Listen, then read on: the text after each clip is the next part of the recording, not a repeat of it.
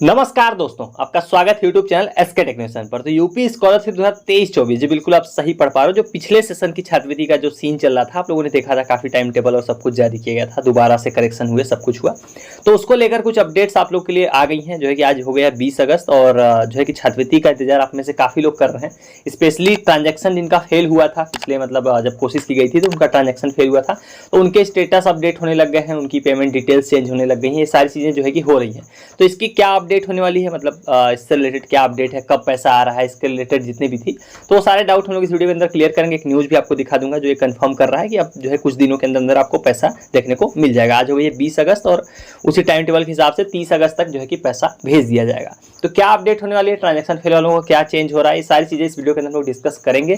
तो वीडियो को फटाफट सभी लोग लाइक कर दीजिए। चैनल को सब्सक्राइब नहीं कर रखा है, अब हम लोग 24-25 की लगातार जो है कि फॉर्म भरे जा रहे हैं, उस पर अपडेट्स आएंगे, तो आप उसमें कुछ मिस ना करो। तो उसके लिए करना क्या पड़ेगा, आपको सिंपल सब्सक्राइब करके रख लीजिए ताकि आप सभी जानकारियां सही तरीके से सही समय पर पा सकें। तो चलिए लाइन से बात करते हैं, आखिर में पिछले सत्र की क्या ये सीन चल रहा है। देखो, ये टाइम टेबल जारी किया गया था, आप लोगों को मालूम है, इसी के तहत सब कुछ हो रहा है। सामान्य वर्ग, अनपिछड़ा वर्ग और अल्पसंख्यक यानी कि माइनॉरिटी, जनरल और ओबीसी छात्रों के लिए जारी किया गया था। तो इसमें देखो छात्रवृत्ति जो भुगतान की जो है कि डेट लिखी गई है वो यहाँ पर आपको ध्यान से देख लेनी है। देखिए, जो समाज कल्याण है वो आज तक डेटा आपका फाइनल कर देगा। लास्ट डेट है जो DW जिसको हम लोग बोलते हैं, समाज का अधिकारी बोलते हैं। तो जो करेक्शन करके आपने डेटा रीसबमिट किया, दोबारा सबमिट किया, उनको जो है कि फाइनल आज लास्ट वेरीफाई करके समाज कल्याण वापस NIC लखनऊ को भेज देगा। तो उसकी अंतिम डेट है आज, यहाँ देखिए 20 अगस्त लिखी हुई है, वहीं से मैं बता रहा हूँ कि 20 अगस्त तक जनपदीय स्वीकृति समिति यानी कि समाज कल्याण विभाग, जिनको हम लोग DWO बोल देते हैं, तो उनके द्वारा आज लास्ट डेट है, आज हो जाएगा। उसके बाद आप यहाँ पर देखिए मांग सृजन करेंगे। यहाँ देखिए ध्यान से आप लोग 20 से लेकर यानी कि 21 और 22 दो दिनों के अंदर अंदर क्या किया जाएगा, मांग सृजन किया जाएगा। मतलब जितने लोगों का आप लोगों का ट्रांजैक्शन फेल हुआ है, जितने लोगों ने करेक्शन किया, उन सभी के लिए यहाँ देखिए क्या लिखा हुआ है, ध्यान से पढ़िए। जनपदीय स्तरीय विभागीय अधिकारी के डिजिटल सिग्नेचर से लॉक डेटा एवं देखो जिनका जो है कि डिजिटल सिग्नेचर से डेटा लॉक किया गया, उसके अलावा 23-24 के ट्रांजैक्शन फेल, मतलब जिनका भी 23-24 यानी कि पिछला सेशन जो चल रहा था उसमें जिन लोगों का ट्रांजैक्शन फेल हुआ है वाले छात्रों का मांग सृजन करना। मतलब आप लोगों का जिनका भी देखो दो चीज़ों का, जिन्होंने पहली बार तो करेक्शन किया है अपना, जिनका करेक्शन हुआ है, जिनका ट्रांजैक्शन फेल हुआ है, इन दोनों छात्रों का डेटा दिखा के दोबारा से जो है कि छात्रवृत्ति की मांग की जाएगी। कब से कब तक, कल और परसों 21 और 22 तारीख को। यहाँ डेट आप लोग देख सकते हैं 22 अगस्त तक की जाएगी। उसके बाद 22 से लेके यानी कि 23 से आप कह सकते हो पैसा आना आपका शुरू हो जाएगा। 23 से लेकर 30 अगस्त तक इसके बीच में कभी भी पैसा आप लोग का आ जाएगा। अब जो है कि इस तरह का जो डेटा है, आप लोग का जो डिटेल्स है, आप PFMS पर आप लोग अगर स्टेटस चेक कर रहे हो तो आप लोग का ऑलरेडी चेंज हो रहा है। किसी का कुछ वेरीफाई हो रहा है, किसी का कुछ दिक्कत आ रही है, तो ये चीज़ें ऑलरेडी चेंज होना शुरू हो गई हैं। डेट क्या होने वाली है, डेट आपको मैंने कंफर्म कर दी कि आज तक समाज कल्याण वेरीफाई करेगा।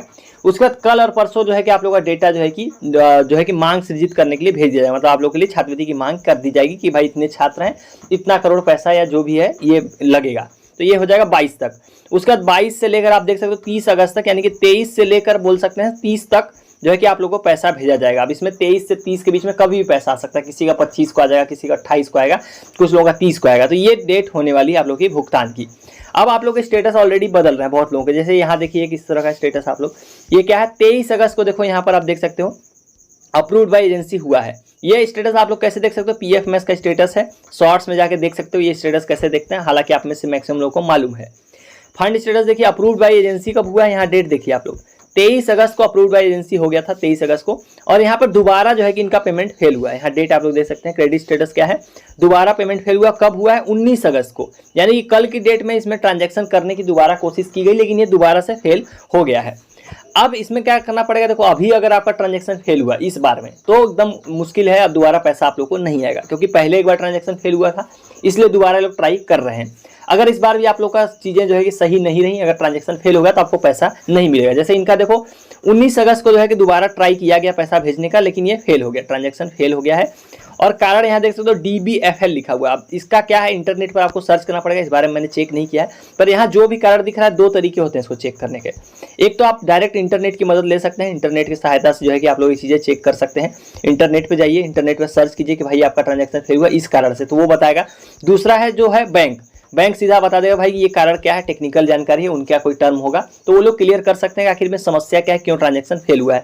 तो अगर अभी आप सही करा लोगे, अगर आपका किसी का इस तरह से आ रहा है तो 1-2 दिन के अंदर सही करा लोगे, क्योंकि 30 अगस्त तक ये लोग दोबारा जरूर ट्राई करेंगे। तो ये चीजें आपको सही करा लेनी है अगर अभी आपका फेल हुआ है तो ये स्टेटस आप लोग चेक कीजिए। जैसे इनका ट्रांजैक्शन ये दिखा रहा है, वैसे एक दो और स्टेटस आपको दिखाता हूँ। देखो इनका भी देखिए 7 अगस्त को अपडेट हुआ है। 7 अगस्त को क्या लिखा था, जिनका देखो इस तरह का आ रहा है उनको परेशान नहीं होना, नंबर और Aadhaar number already exist for same beneficiary type, अगर इस तरह से आ रहा परेशान नहीं होना, ये चेंज हो जाता है। जैसे इनका देखो 7 अगस्त को ये स्टेटस आया था और 12 अगस्त को देखो ये जो है कि अपडेट हो गया है, यहाँ पर न्यू रजिस्ट्रेशन आ गया, सब कुछ सही हो गया। तो जिनका ये वाला आ रहा है उनको दिक्कत नहीं होगा, वो चीज़ें क्लियर हो जाएंगी। बस आपको देखो मेन चीज़ सबसे जो इंपॉर्टेंट इन सारी चीज़ों में है वो है NPCI कराना।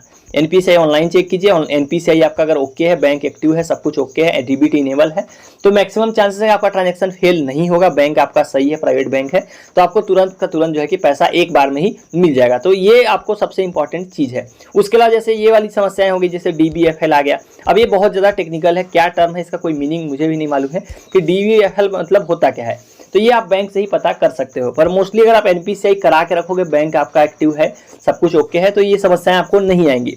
तो ये आप लोग के स्टेटस चेंज हो रहे हैं।